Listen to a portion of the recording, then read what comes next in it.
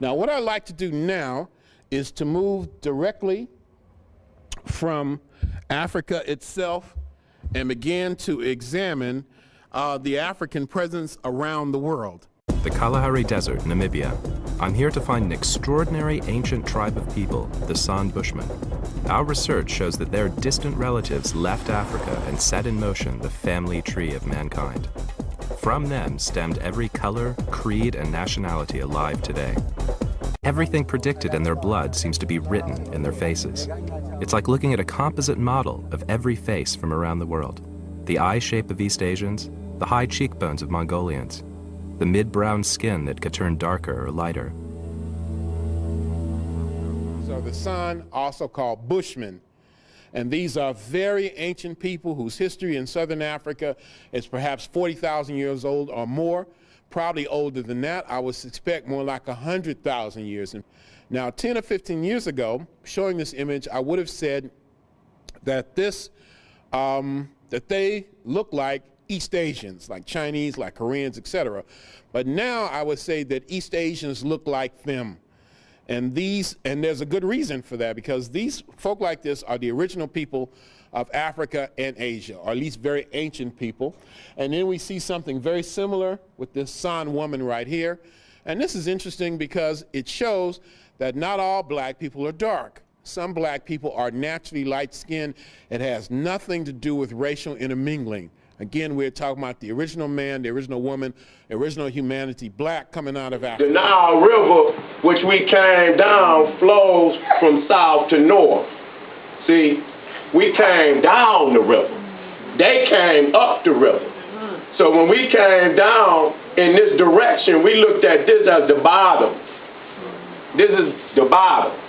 And see, a lot of the ancient fossils is in the Central East region of Africa, but they left this region and went south before they came down north. You'll find a lot of ancient artifacts in South Africa. So they went south before they came north. And so all these civilizations down here, even India, they got enough nerves to act like they as ancient as Africa. That's a damn lie. That's a damn lie. And we can prove it by any, they ain't got no artifacts in India, even 500,000 years old. 300,000-400,000. They talking about them people got over there about 50,000. We don't really know. We don't really know, but it's not in comparison at all to what was going on in Africa. And so this is the true view in which you should look at the world. These peoples is at the bottom, and you on the top. And we know that Africa is on top anyway, because this is the hottest region on the planet, which means it has to be directly above the sun. So it got to be at the top. Those continents that are cold are away from the sun. They on the side or the bottom. That's just common sense. Okay? Now, looking at this viewpoint, you're going to see that a lot of our people came, even before they got down to Egypt. They was coming across this ocean, and this is not the Indian Ocean. Okay? You can put whatever damn name in there off of Africa that you want. How the hell the Indian gonna have an ocean? And he stole that land from the nappy-head Buddha. And I'm gonna show you that. You see what I'm saying? And so all of these, see, this is the end of the story. When you start seeing India, Iran, Pakistan, China, you see, this is the end of the story. Now, this is the first world right here. This is the first world, okay? This is the reason you think it's upside down, but it's not. It's top side up. See, because our people came down the river, okay? We came down the river. So Europe and all Upper Asia is on the bottom to our people. That's why when you read Egyptian history, this is Lower Egypt, and up here is Upper Egypt. This is Lower Sudan, this is Upper Sudan, because they're considering this the top, okay, when you do your research. And so our peoples was I'm going to deal with the monsoons. You got the moms in India. See, those are those wind currents. And I'm going to show you the months where it blows towards India.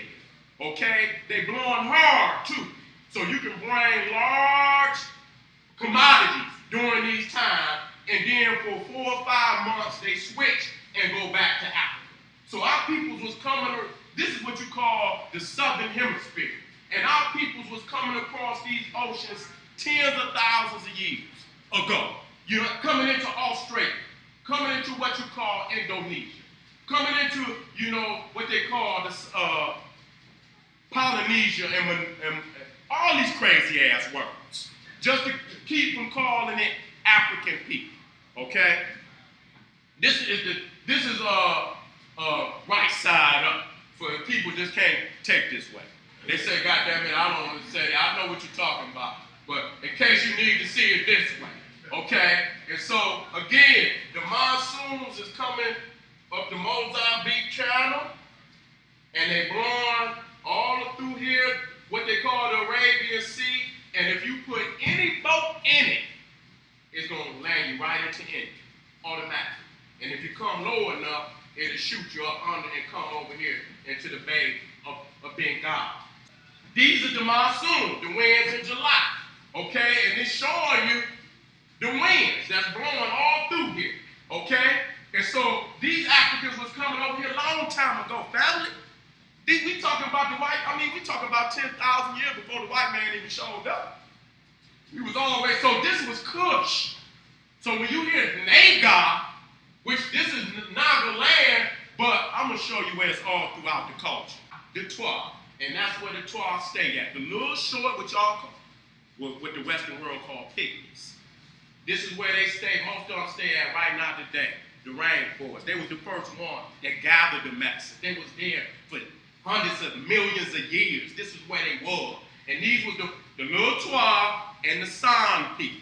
You know, they call them Bushmen. They got that real short, tight, curly hair, and they got slant eyes.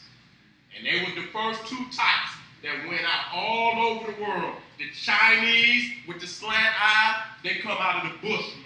Okay? And so the woolly head types was all through this area. Now, you can see the techniques. This is at Angkor Wat, and I'm going there. And that's Angkor.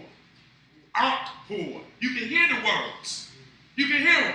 And see, when you're looking at this type of technology, this is over thousands of years of development. You can't do this in a day. So just like if anybody in the world want to take architecture, there's only so many schools. Like a skyscraper downtown, there's only so many schools that can teach you how to build skyscrapers. It's the same with this. These people had to go to school to learn how to carve like this. There's no doubt about it. And so what schools was on the planet at that time still teaching people how to carve stone like that? And you can see right here, this ain't solid. This solid. This got splits in it. See, they can piece that together. That ain't even solid. You can see the cracks of it. That's not solid. So it's as beautiful as it is.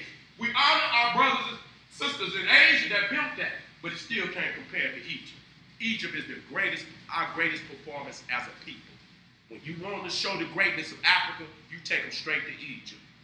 Now you see how you got the colonnade, you got these statues that lead all the way down to the temple. You got this long, and this is almost like the church.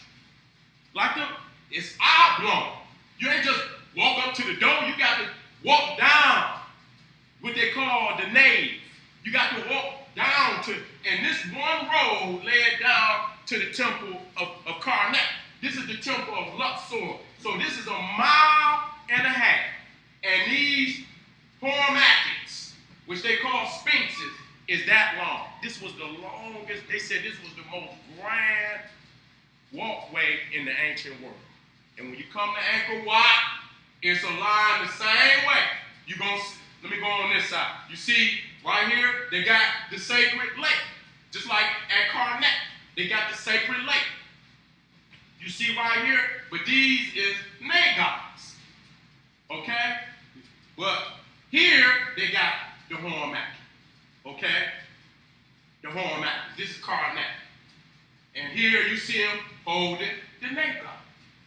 This is divine in Asia. Another thing that you should recognize, this is an Egyptian priest. You can see right here where they got the bald head from the Egyptian priest. I'm going to keep showing you, because all this shit is far beyond coincidental. This is an Egyptian priest.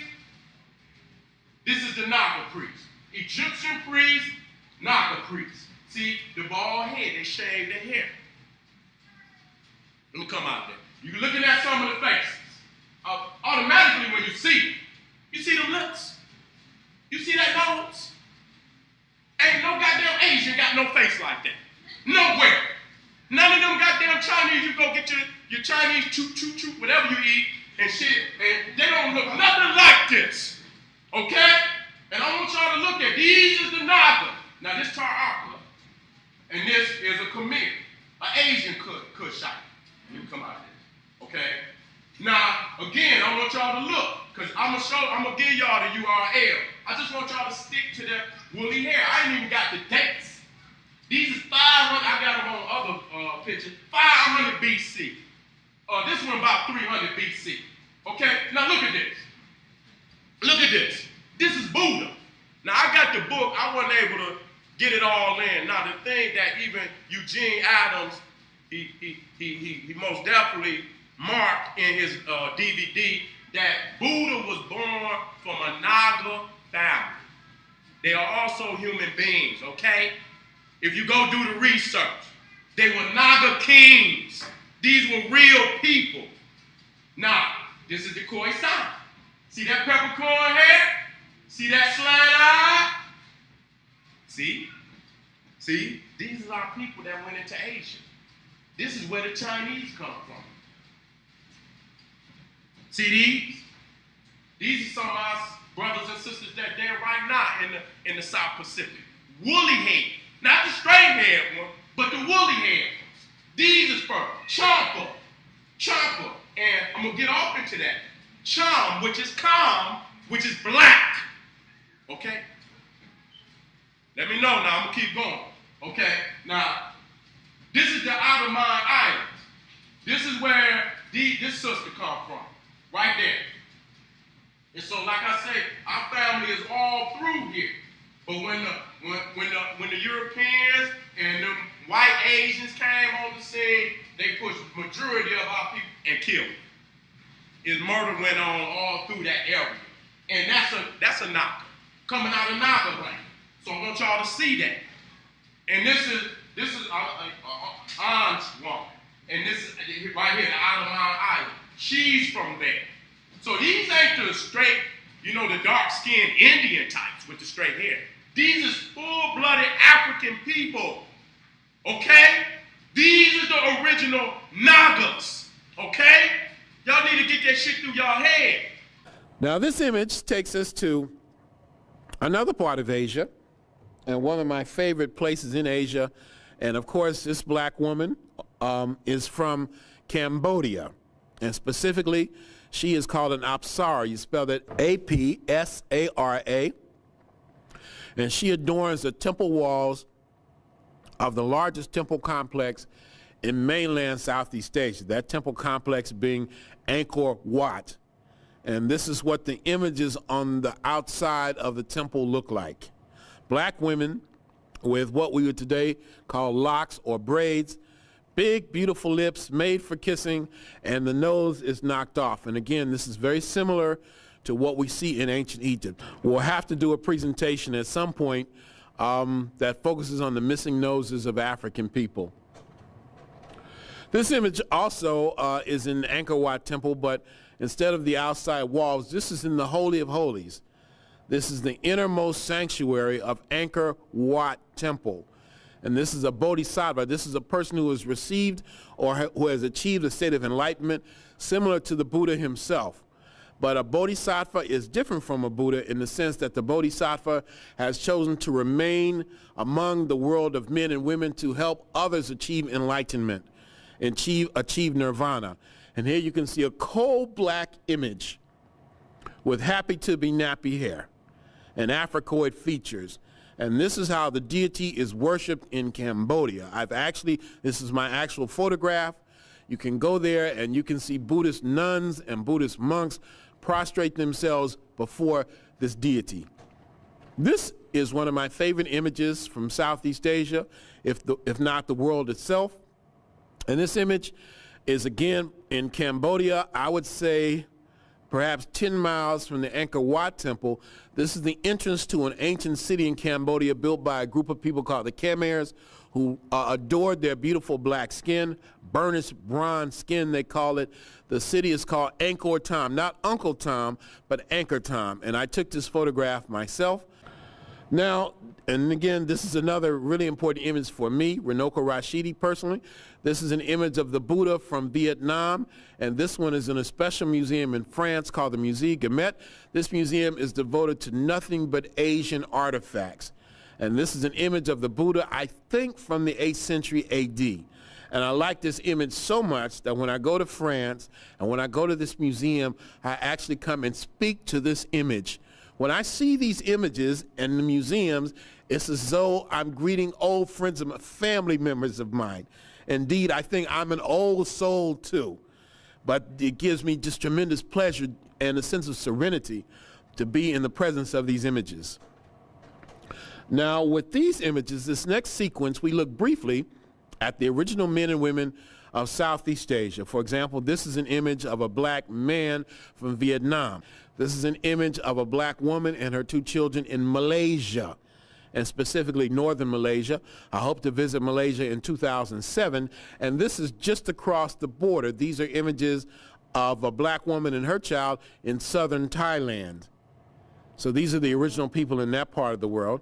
And then this one, of course, takes us to the Philippines. And all of these black populations, short in stature, make up the original people in that part of the world, and they are slowly disappearing. They're being absorbed into larger populations. It's interesting, too, that the last Miss Filipino, or Miss Philippines in the beauty pageant, was a black woman of short stature just like these. These people are commonly called negritos or eta. These are pejorative words. The word negrito is a word introduced by the Spanish, which simply means little Negro.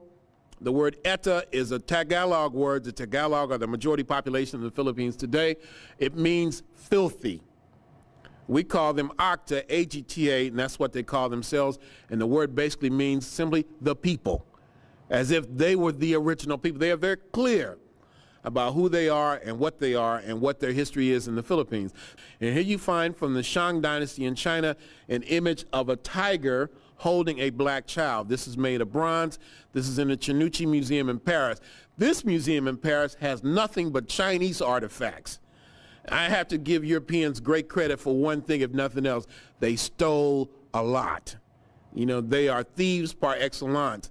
And it's amazing there are any artifacts left in the countries of origin. This is in the Chinucci Museum in Paris. This is called the Tigress.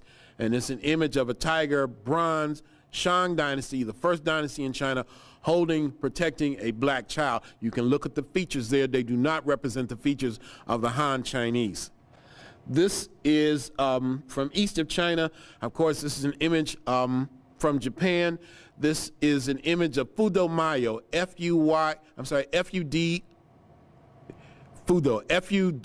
Mayo, M-Y-O. And the name means the immovable one. And Fudo Mayo is one of the 5 wisdom kings in Japanese mythology. He is patron deity of the samurai, the aristocracy of Japan. There are 2 proverbs that have been used to suggest an African presence in Japan, a black presence in Japan, used by no less than the great Dr. Sheikh Anta Diop. This is also from Japan. This is an image of the Buddha. Of course, the story is the Buddha got his tightly curled hair like that. In fact, some people would even tell you that that's not the Buddha's hair. Those naps, those kinks, those knots on his head that seem so obvious to many of us.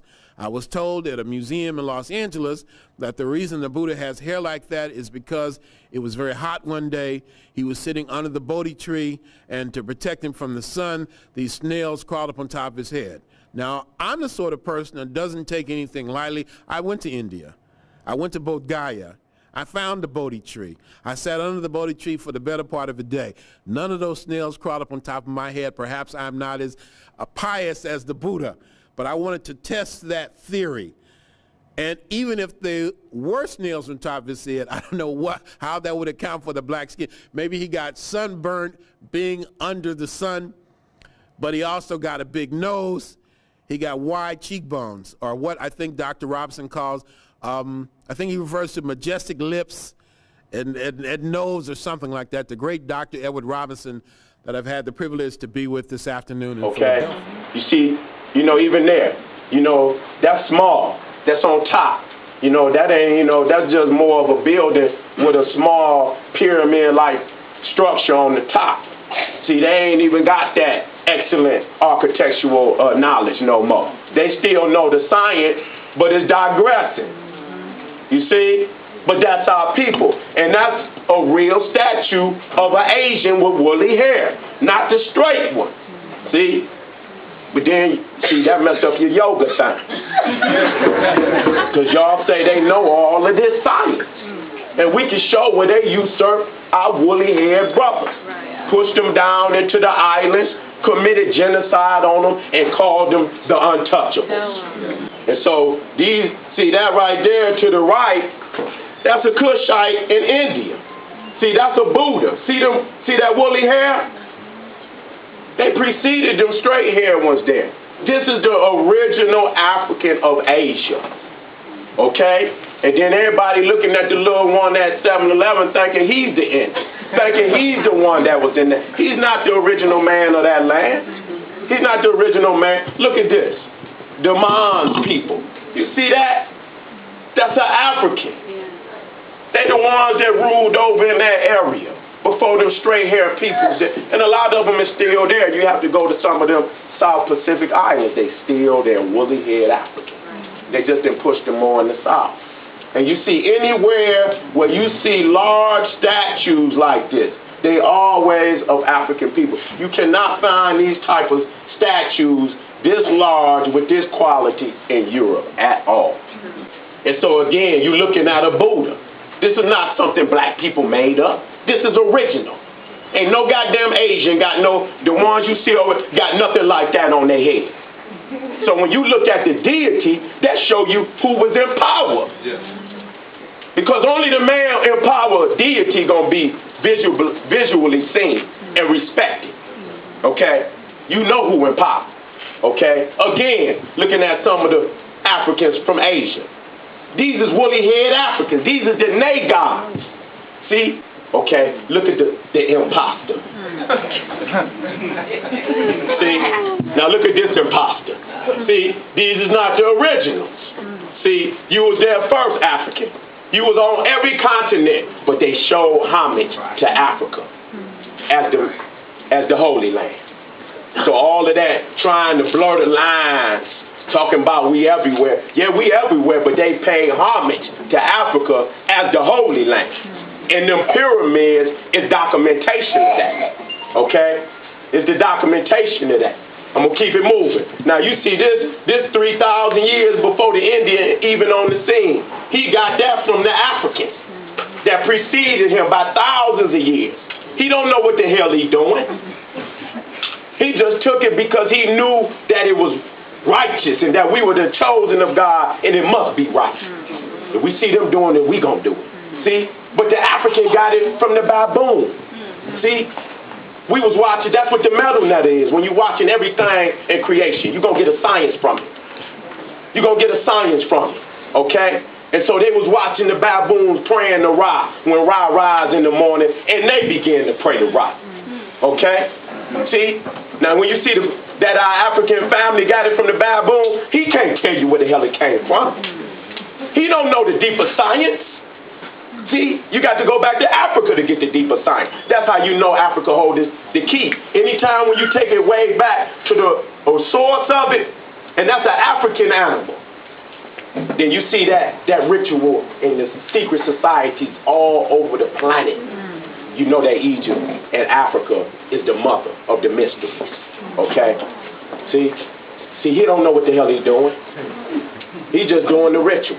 But that brother right there, that priest got the science. If you don't believe me, look it up. I'm trying to share the shit that I learned with y'all.